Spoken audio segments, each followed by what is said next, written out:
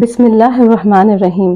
السلام علیکم ناظرین، آج اس ویڈیو میں آپ کو بتاؤں گی کہ مور اور سانپ کو جنت سے کیوں نکالا گیا۔ مور اتنا خوبصورت پرندہ ہے لیکن اس کے پیر اتنے بدصورت کیوں ہیں؟ اللہ نے سانپ کے منہ میں زہر کیوں رکھا ہے؟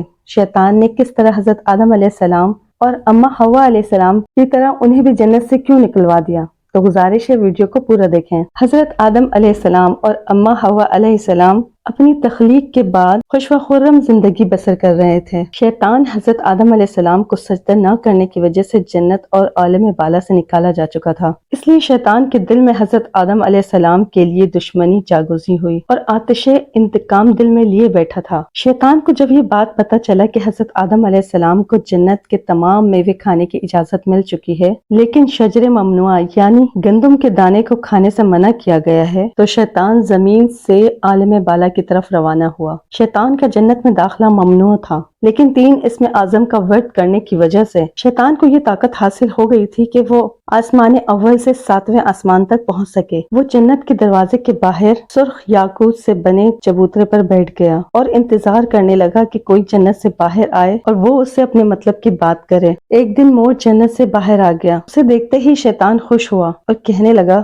اے خوش نما پرند، تم کون ہو؟ مور نے جواب دیا، میں مور ہوں۔ مور نے کہا، تم کون ہو؟ شیطان نے کہا، میں عالم گروبیہ کا ایک فرشتہ ہوں اور ایک لمحے کے لیے بھی اللہ کی یاد سے غافل نہیں ہوتا۔ میں چاہتا ہوں کہ میں جنت کے اندر جاؤں اور جنت کے نعمتوں کو اپنی آنکھوں سے دیکھوں۔ تم اگر مجھے جنت کے اندر لے جاؤ گے تو میں تمہیں 3 ایسی باتیں بتاؤں گا جس کی وجہ سے تمہیں ابدی زندگی حاصل ہو جائے گی اور تمہیں کبھی بڑھاپا نہیں آئے گا اور بیماری بھی نہیں آئے گی اور تم ہمیشہ جنت میں رہو گے۔ لالچ میں آ کر مور نے کہا کہ مجھ میں تو اتنی طاقت نہیں کہ میں تمہیں جنت میں لے جاؤں، لیکن میرا ایک دوست ہے سانپ جو تمہاری مدد ضرور کرے گا۔ یہ کہہ کر مور سانپ کے پاس آیا اور سارا ماجرا سنایا۔ سانپ بھی شیطان کی باتوں سے بہت خوش ہوا اور شیطان کو اپنے منہ میں چھپا کر جنت میں داخل ہونے میں کامیاب ہو گیا اور اسے شجر ممنوعہ کے پاس پہنچا دیا۔ جنت کے نگہبانوں کو فوراً یہ اطلاع مل گئی۔ جنت کے نگہبانوں کو شیطان کے جنت میں داخلے کا پتہ چل گیا۔ جب نگہبان شیطان کو جنت سے نکالنے لگے تو حکم ربی ہوا کہ اسے ابھی جنت میں رہنے دو۔ شاید یہ حضرت آدم علیہ السلام کا امتحان تھا یا حکمت خداوندی تھی۔ جنت میں جب عارض قیام کا حکم نامہ مل گیا تو شیطان حضرت آدم علیہ السلام اور اماں حوا علیہ السلام کے پاس جا کر عقیدت و محبت کا اظہار کرنے لگا۔ وہ دونوں شیطان کو پہچان نہ سکے کیونکہ ماضی کے مقابلے میں اس کی شکل چینج ہو چکی تھی۔ شیطان نے کہا کہ میں چاہتا ہوں کہ آپ ہمیشہ خوش و خرم جنت میں رہیں۔ شیطان نے کہا، اگر آپ نے میری بات پر عمل کیا تو یقیناً آپ کو تا حیات جنت کی سہولتیں میسر رہیں گی۔ یہ سن کر وہ حکم ربی سے شیطان کے بہکاوے میں آ گئے اور پوچھا کہ یہ کس طرح ممکن ہے؟ شیطان نے کہا کہ اگر آپ وہ گندم کا دانہ چکھ لیں تو آپ کو ابدی حیات حاصل ہو جائے گی اور آپ ہمیشہ جنت میں رہیں گے۔ سن کر